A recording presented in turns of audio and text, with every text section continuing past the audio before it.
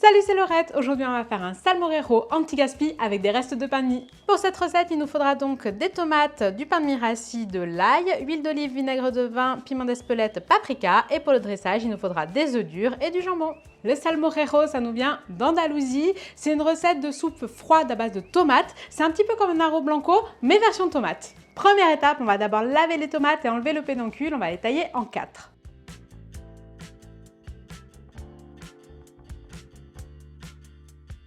On va venir les mettre dans le bol du mixeur avec un petit peu d'ail et là on va mixer très finement.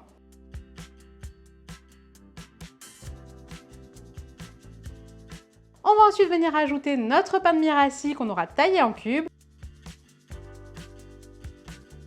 un petit trait de vinaigre, un peu de piment d'Espelette, du sel, du poivre.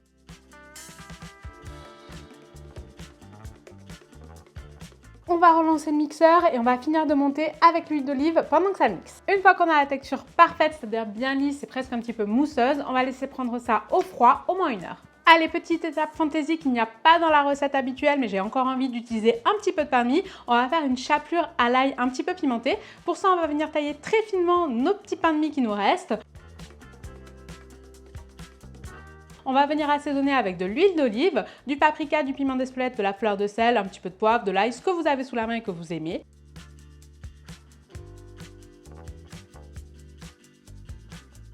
On met tout ça sur une plaque recouverte de papier sulfurisé.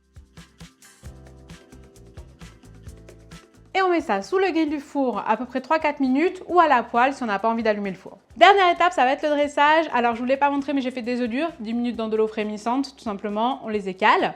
Et là, on va venir mettre le salmorejo dans le fond de l'assiette. On va venir râper de l'œuf dur par-dessus, rajouter des petits pétales de jambon ibérique et notre chapelure pimentée.